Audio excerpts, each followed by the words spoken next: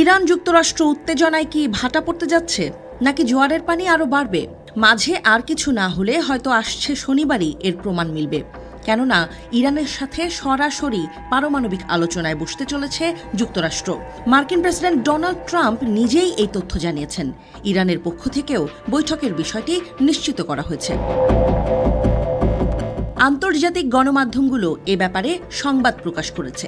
সংবাদ মাধ্যমগুলো বলছে, শনিবার সম্ভাব্য পারমাণবিক চুক্তি নিয়ে যুক্তরাষ্ট্র ও ইরান সরাসরি আলোচনা করবে বলে ডোনাল্ড ট্রাম্প জানিয়েছেন।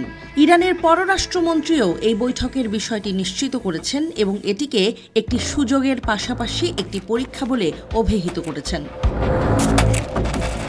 গতকাল সোমবার মার্কিন প্রেসিডেন্ট বলেছেন যে ওয়াশিংটন ও তেহরানের মধ্যে আলোচনা খুব উচ্চ পর্যায়ে হবে। তবে তিনি সতর্ক করে দেন, আলোচনার মাধ্যমে যদি কোনো চুক্তিতে পৌঁছানো না যায় তবে সেটি হবে ইরানের জন্য খুব খারাপ দিন। সোমবার ইসরায়েলের প্রধানমন্ত্রী বেনিয়ামিন নেতানিয়াহুর সাথে হোয়াইট হাউসে বৈঠকের পর ট্রাম্প ইরানের সঙ্গে সম্ভাব্য এই আলোচনার কথা প্রকাশ করেন। নেতানিয়াহুও এর আগে ইরানকে পারমাণবিক অস্ত্র অর্জন থেকে বিরত রাখতে আক্রমণ করার সম্ভাবনা উত্থাপন করেছিলেন। ওভাল অফিসে বক্তৃতাকালে ট্রাম্প বলেন, শনিবার ইরানের সাথে আমাদের খুব বড় বৈঠক আছে এবং আমরা তাদের সাথে সরাসরি কাজ করছি এবং সম্ভবত একটি চুক্তি হতে চলেছে, যেটি হলে ব্যাপারটা দুর্দান্তই হবে। ট্রাম্প বলেন, আলোচনা সফল না হলে ইরান বড় বিপদে পড়বে। ইরানের হাতে পারমাণবিক অস্ত্র কোনোভাবেই থাকতে পারে না। মার্কিন এই নেতা আলোচনার বিষয়ে এর চেয়ে বিস্তারিত তথ্য দেননি। এছাড়া আলোচনা কতটা এগিয়েছে বা কোন কর্মকর্তারা এতে সম্পৃক্ত সেসবও জানাননি। অন্যদিকে ইরানের পক্ষ থেকে দেশটির পররাষ্ট্রমন্ত্রী আব্বাস আরাকচি সামাজিক যোগাযোগ মাধ্যম এক্স এ দেয়া এক পোস্টে লিখেছেন, ওয়াশিংটন এবং তেহরান আগামী 12 এপ্রিল ওমানে বৈঠক করবে। পরমাণু ইস্যুতে ইরানের সঙ্গে উত্তেজনা চলছে যুক্তরাষ্ট্রের। এমনকি পরমাণু চুক্তি না করলে ইরানে সরাসরি বোমা হামলার হুমকিও দিয়েছেন মার্কিন প্রেসিডেন্ট ডোনাল্ড ট্রাম্প।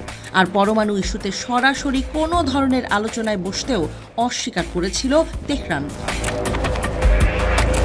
গত মাসে ইরানের সর্বোচ্চ নেতা আয়াতুল্লাহ আলী খামেনি যুক্তরাষ্ট্রের সঙ্গে সরাসরি আলোচনার প্রস্তাব প্রকাশ্যে প্রত্যাখ্যান করার পর ট্রাম্প ইরানের বিরুদ্ধে সামরিক পদক্ষেপের সম্ভাবনা উত্থাপন করেছিলেন।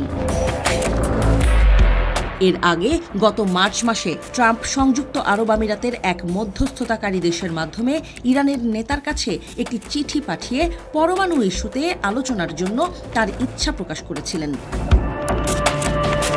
ইরান সেই প্রস্তাব প্রথমে প্রত্যাখ্যান করেছিল। পরে ইরানের নেতৃত্বে তৃতীয় পক্ষের মাধ্যমে আমেরিকার সাথে সম্ভাব্য চুক্তি নিয়ে পরোক্ষ আলোচনা করার ইচ্ছা প্রকাশ করে। মূলত ইরানের পারমাণবিক অস্ত্র তৈরির ক্ষমতা হ্রাস করা গত কয়েক দশক ধরে যুক্তরাষ্ট্র এবং তার মিত্রদের কাছে একটি গুরুত্বপূর্ণ বৈদেশিক নীতি হিসেবে জারি রয়েছে।